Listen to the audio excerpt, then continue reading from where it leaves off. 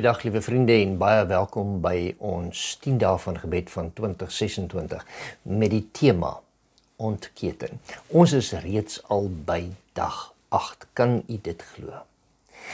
Wees lief vir jou geloofsfamilie, soos Jesus sy kerk liefhet. Dit moet 'n liefde wees wat alles deel. Kom ons buig ons hoofde saam. Vader, help ons om lief te wees. 'n Onvoorwaardelike liefde, soos wat u kerk liefhet.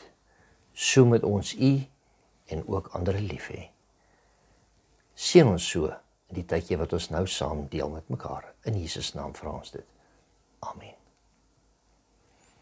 Baie mense vra vandag, hoe behoort 'n ware Christelike gemeente te lyk? Handelinge 2 gee vir ons nie teorie nie, maar dit gee vir ons 'n praktiese prentjie.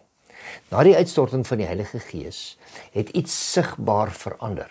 Die gelowiges het mekaar opofferend liefgehad, met opoffering, iets opgegee.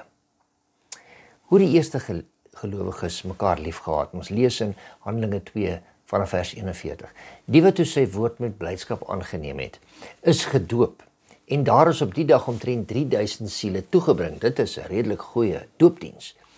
En hulle het volhard in die leer van die apostels en in die gemeenskap en in die breking van die brood en in gebede. En vrees het op elkeen gekom en baie wonders en tekens het deur die apostels plaasgevind. En almal wat gelowig geword het, was by mekaar en het alles gemeenskaplik besit.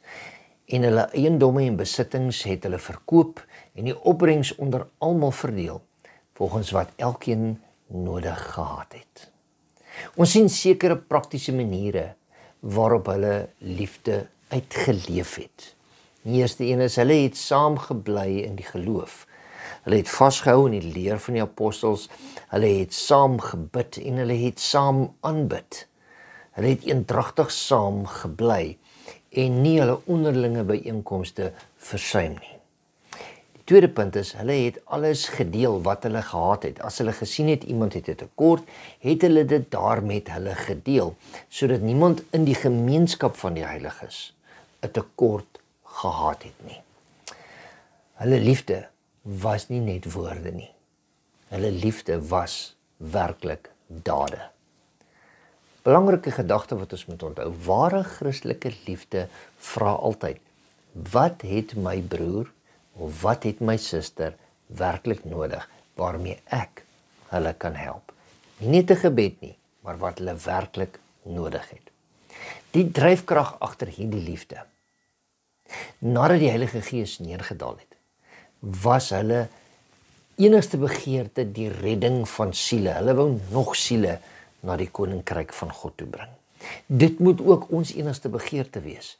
Nie om hoër op te gaan in die werksomstandighede waar ons is, of nog meer goed by mekaar te maak nie, maar eerder om die evangelie van God elke dag te verkondig, sodat meer siele gered kan word vir sy koninkryk. Die disippels was teder en bedagsaam. Hulle was selfverlonend. Hulle was gewillig om opofferings te maak ter wille van ander, wat hulle nie eers so goed geken het nie. Hulle was vol liefde in hul daaglikse omgang met medegelowiges en vreemdelinge. Hierdie liefde het nie net uit menslike goedhartigheid gekom nie, maar uit 'n lewende verhouding met 'n lewende Heiland. Deur onselfsugtige woorde en dade het hulle liefde in ander se harte aangesteek en die karakter van Christus sigbaar gemaak deur hulle lewens. Maar hoe lyk dit vandag vir ons? Die vraag is nie, was die vroeë kerk perfek nie? Nee. Ek glo nie hulle was perfek nie. Hulle was mense soos ons. Maar die vraag is eerder, is ons bereid om die Heilige Gees toe te laat om ons te verander, sodat ons ook innig kan omgee vir ander rondom ons? Ons leef in 'n tyd van individualisme, besige lewens, afstand tussen mense, en alles is mos nou op sosiale media, wat ons nie eintlik meer interaksie met mense wil hê nie. Maar God roep sy kerk om werklik waar raak te sien die nood wat daar in ons gemeenskappe is. Om dit nie net raak te sien nie, maar 'n gevoel te hê om te kan help. 'n Werklike omgee te hê en werklik betrokke te wees. Buite die kerk, maar veral ook binne die kerkfamilie. Dit is 'n liefde wat ons moet hê wat konfronteer. Soms is ons nie onvriendelik nie. Ons is net onbewus van rondom ons aangaan, want ons kom dalk net tot by die kerk wanneer die erediens is en dan gaan ons vinnig weer huis toe. Nee, geliefdes, ons moet mekaar raak sien en mekaar se huise kom sodat ons die nood van ander kan raak sien. Dat ons nie net vir hulle kan bid nie, maar ook prakties kan help. Die Heilige Gees wil ons nie veroordeel nie, maar die Heilige Gees wil vir u en vir my wakker maak dat ons soos die vroeë Christelike kerk vir almal kan omgee en deur die Gees gebruik kan word. Is u bereid om vandag vir die Heilige Gees te sê, maak my hart oop om my kerkfamilie lief te hê soos nog nooit tevore nie? Wil u meer omgee? Wil u meer probleme en mense in nood raak sien? Wil u dalk meer fisies gee van die eie tyd, van die eie finansies, van die eie kennis aan ander? Wil u dalk meer lief hê?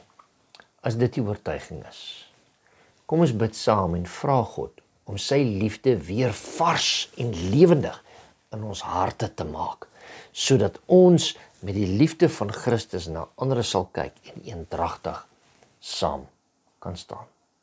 Kom ons bid saam. Vader, die vroeë kerk, die vroeë disippels het saam gestaan. Hulle het vir mekaar opgeoffer wat hulle gehad het. En hulle was nie een oomblik bang om dinge met mekaar te deel nie, sodat niemand 'n tekort sou hê nie. Vader, help ons ook as 'n moderne kerk om vir ander om te gee, om met ander mense betrokke te raak, sodat die nood verlig kan word, want ons weet nooit hoekom ons geseën word nie. Dis dalk net om ander te kan help. Dankie Here, dat die Gees ons bewus maak van ander rondom ons. Ons bid dit in Jesus se groot en heilige naam. Amen. Goeiedag, sien jy weer môre, selfde tyd, selfde plek.